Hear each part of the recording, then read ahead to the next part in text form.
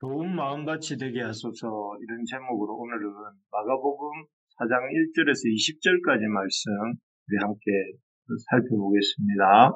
옛날 광고 문구 중에 순간의 선택이 10년을 좌우한다 이런 문구가 있었습니다.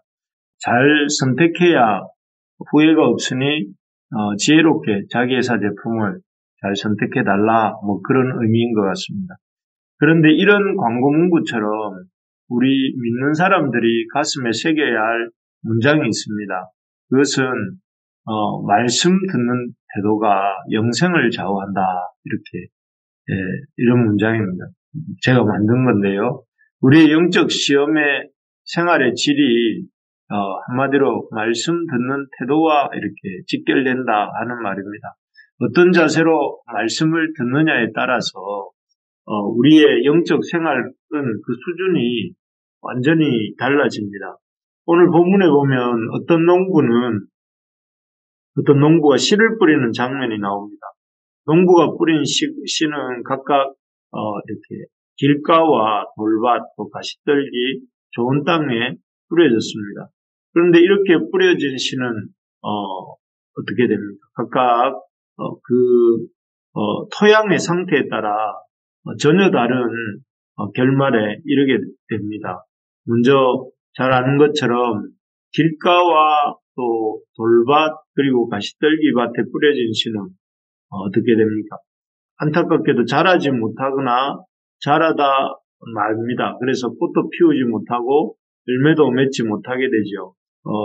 참 안타까운 일입니다. 반면에 좋은 땅에 뿌려진 씨는 30배, 60배, 100배의 결실을 맺게 됩니다. 참으로 상상할 수 없는 놀라운 결실이고 씨 뿌린 자를 크게 기쁘게 하는 그런 결실입니다. 어떻게 같은 농부가 뿌린 씨인데 어떤 씨는 자라지도 못하는 반면에 어떤 씨는 30배, 60배, 100배의 결실을 맺게 된 것일까요? 그것은 바로 말씀을 씨는 똑같은데 그 말씀을 받는 토양이 다 다르기 때문에 그런 것이죠. 그래서 그 말씀을 듣는 태도를 보면 길가와 돌밭, 가시떨기 밭은 말씀을 받는 태도가 말씀을 받는 토양이 아주 부정적입니다. 그래서 먼저 길가밭은 뿌려진 씨, 들은 말씀을 그냥 길가에 방치해 둡니다. 그러다가 새들이 그 말씀을 낼름 집어가 버리죠. 그래서 씨가 땅에 이렇게 씨를 이렇게 뿌리를 내릴 어떤 시간적인 그런 시간이 없습니다. 또 돌밭은 말씀을 들었지만 그래서 약간 신기고 뿌리도 조금 나지만 씨앗도 나지만 조금만 핍박이나 어려움이 오면 그 말씀을 포기해버립니다. 그래서 말씀이 역사할 그런 시간이 없죠. 또 가시떨기 같은 세상의 염려와 재물의 유혹이 오면 그 염려와 유혹으로 말미암아 말씀을 떠나버립니다. 그래서 어쨌든 이들 같은 어떻게 해서든 말씀을 귀하게 여기고 또 그 말씀을 참 붙들려고 또 오랫동안 품으려고 하는 태도가 없고 말씀을 별것 아닌 걸로 생각하고 방치하고 조금만 힘들면 말씀을 포기해버리고 그렇게 하는 것입니다. 이렇게 말씀을 귀하게 여기지 않기 때문에 가볍게 여기기 때문에 말씀을 방치하고 또 그래서 또 말씀의 열매도 맺지 못한다 하는 것이죠. 반면에 좋은 땅의 말씀을 뿌려진 씨, 그러니까 좋은 땅에 뿌려진 씨는 말씀은 참 어떤 것이냐면은 하나님 말씀을 귀하게 받고 또 기쁨으로 여기면서 그 말씀으로 핍박이나 어려움이 와도 그 말씀을 잃어버리지 않고 잘 지키고 간직하죠. 그 결과 좋은 땅은 뿌려진 씨가 잘 자라서 30배, 60배, 100배의 결실을 하게 되고 그 풍성한 기쁨을 맛보게 됩니다. 바라는 것은 우리 삶과 우리 교회에 이런 기쁨이 가득한 한 해가 되기를 소망합니다. 그래서 우리가 말씀을 듣는 우리의 마음밭이 길가와 돌밭 또 가시떨기 같은 밭이 아니라 30배, 60배, 100배 열매 맺는 좋은 땅과 같은 상태가 될 수 있기를 간절히 소망합니다. 어떻게 하면 우리의 마음밭이 이 좋은 땅과 같은 상태가 될 수 있을까요? 먼저는 하나님의 말씀을 소중하게 여기고 받은 말씀대로 준행하고자 이렇게 해야 합니다. 첫째 이렇게 길가밭을 보십시오. 아까 본 것처럼 길가밭은 받은 말씀을 이렇게 방치해 두다가 길가에 방치해 두다가 새가 와서 먹어버렸다고 했습니다. 만약에 길가에 방치하지 않고 거두어들여서 잘 간직했다면 그 길가밭도 그 씨가 자라는 것을 볼 수 있었겠죠.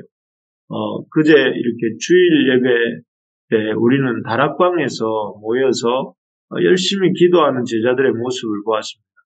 어떻게 그 예수님 공생애 내내 기도하지 않았던 기도하라 하셔도 하지 않고 그렇게 잠만 쿡쿡 자던 그 제자들이 그렇게 바뀌어서 열심히 기도하는 사람들이 되었습니까?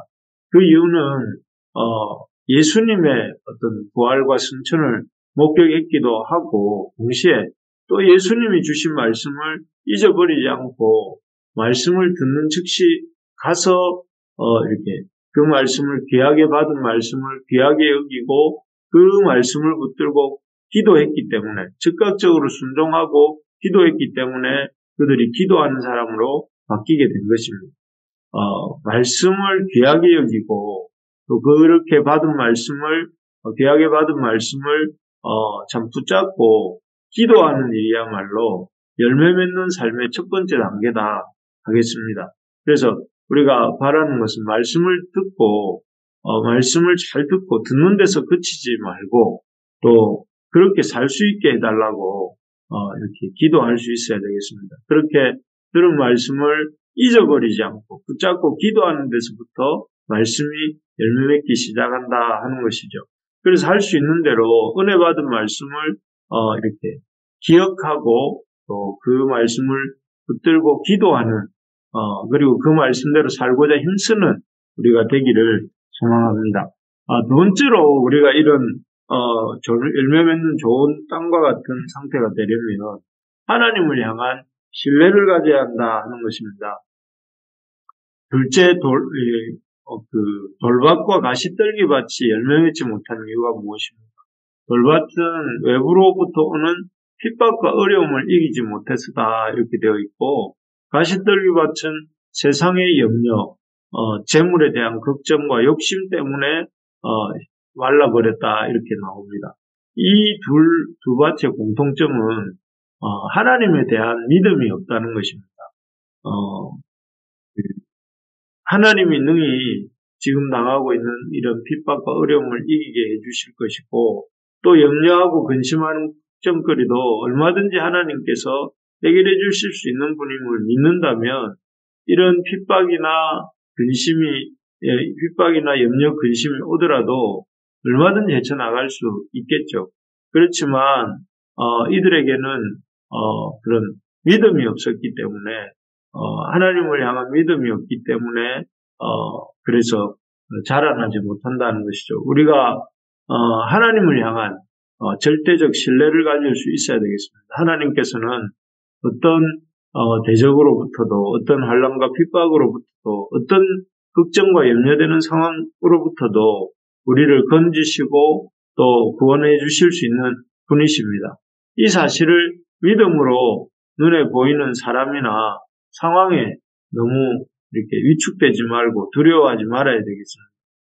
그리고 그렇게 걱정과 염려를 주는 상황이나 또는 그 어려움을 주는 사람이 생기면 오히려 어제 말씀에서 그 예수님이 서기관들을 향해 담대하게 말씀을 선포하며 이렇게 나가신 것처럼 우리도 하나님의 말씀을 담대하게 선포하고 믿음으로 나아가는 우리가 되기를 소망합니다.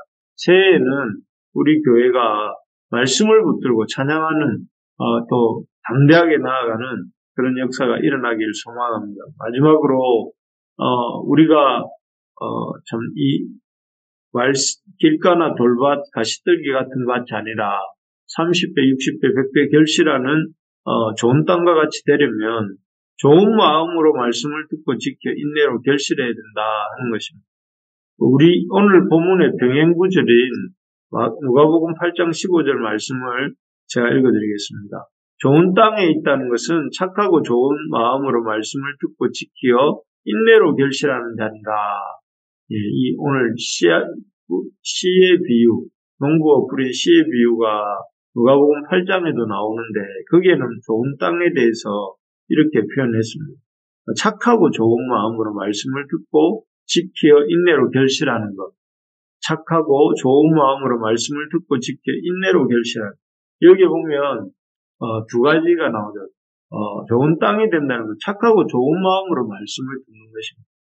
하나님 말씀을 받을 때에 착하고 좋은 마음으로 부정적이고 비판하는 마음이 아니라 착하고 좋은 마음으로 말씀을 듣는 것입니다. 그리고 두 번째가 지키어 인내로 결실하는 것이 필요하다. 말씀을 듣고 그것을 착하고 좋은 마음으로 말씀을 듣고 잊어버리는 것이 아니라 그것을 잘 지키고 인내하는 것이죠. 인내할 때에 결실하게 된다. 그러려면 어떻게 해야 되겠습니까? 우리가 삐딱한 마음을, 말씀에 대한 삐딱한 마음을 내려놓고 착하고 좋은 마음으로 말씀을 받고자 애써야 합니다. 그리고 그 착하고 좋은 마음으로 들은 말씀을 참 지키고 인내로 지키려고 해야 돼요. 힘든 상황도 오고 힘든 시간들도 올 때 지키고 인내하는 것이 필요합니다. 그래서 그 말씀대로 한번 살아보죠. 기도하라고 하면 기도하고 복음을 전하라고 하면 복음을 전하고 또 우리가 참 인내하라고 하면 인내하고 이렇게 하면서 그 말씀을 지키기 힘쓸 때에 그 말씀이 결국 결실하게 된다. 30배, 60배, 100배 결실하게 된다 하는 것입니다. 우리에게 이런 말씀에 대한 믿음의 인내와 또 그 말씀대로 살고자 애쓰는 몸부림과 또 그런 노력들이 우리 가운데 있기를 소망합니다.